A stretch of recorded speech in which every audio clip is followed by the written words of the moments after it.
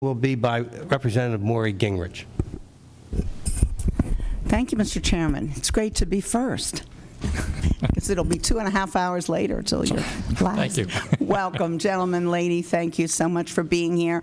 Everyone's acknowledging Mr. Van Norden, his decision to retire, and I have to go a little further because he's taking one of my best school superintendents with him, his wife. So I wish you both well in your retirement, and we're going to miss you both, and in both areas, trust me. And maybe now you can just be my personal financial advisor. Just pick your brain that way.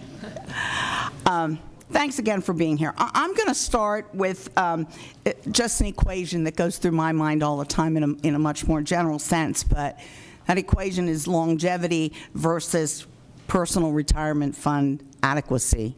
So, you know, we all recognize, we've talked through the week with the Secretary of Aging, we'll be talking to welfare, we'll be talking to health, and so much of that is based on the fact that people are living so much longer now. And their biggest concern, having worked in the industry, the aging industry, I know that, the biggest concern is running out of money. So everybody's concerned about, will I have enough, and what's the best way to secure that for myself and for my family. So Chairman Markozik talked a little bit about the impact of making some of these changes we're going to talk about in great detail today. But if we were to do that, and you touched on some of that, there's a short-term and then there's a long-term impact. But do you see it as eliminating or even lessening the employer contribution if we make a change to defined contribution?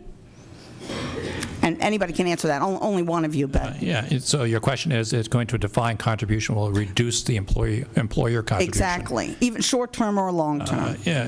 Potentially long-term if you are totally into the DC plan, but until that time, the way the governor's proposal is structured is that the unfunded liability portion of the defined benefit plan is going to be a surcharge on the payroll of the defined contribution payroll, and that's how they get extra funding coming in. So you're going to see that being affecting there. So probably in the short term to midterm, you're actually seeing an increase in because you're paying the 4% plus that unfunded liability plus the liability on that side of the equation. And you are correct. One of the things about a defined contribution plan is not only are you transferring the investment risk, is what most people focus on, but you're also transferring the longevity risk. So longevity going both places, that's yours right. and mine. Right. We've been led to believe, or the reading that you do, it sounds as though there are no private sector operations that have a defined benefit anymore. Is that your experience? No, there are. Or do they have hybrids or cash plans in the private? Everything you read, it would sound like it doesn't exist. There are, when you look across the landscape of pension plans, what you generally see in the public sector, you still see a significant number of defined benefit plans. You start to see more hybrid plans and some moving to defined contribution plans. You go to the private sector, you're still seeing defined benefit plans. They have been reduced over time. A lot of that is because of the changes in the funding requirements that FASB made, and were made, I think, through federal legislation that made them mark-to-market, so their balance sheets became more volatile, and they couldn't stand that volatility. But you still have defined benefit. Then you have defined contribution plans. Some of those are with employer matches, some of those are without employer matches, and you're also now seeing a trend towards no pension plans in the private sector.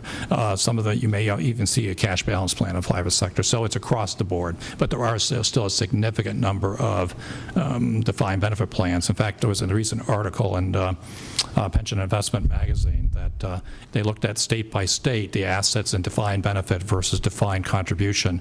And Pennsylvania still has more defined benefit assets than they do defined contribution assets.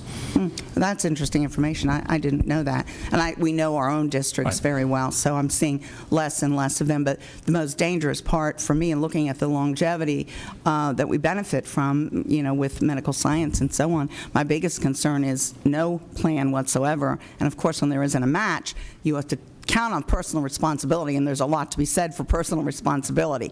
But it certainly is helpful when there's a structure in place. And probably the best source of information, if you go to the federal agency that guarantees the defined benefit plans, the Pennsylvania Guarantee, I forget the name, PPGC, they typically do have an analysis of how many plans are still. And I think in Pennsylvania, it was like 1,900 DB plans in PA, corporate DB plans, and then they still nationally currently they insure probably about 40 million lives still in a DB system. Now, there's an interesting overall hybrid. So again, Thank you very it's much. all over the place, yeah. Thanks a lot.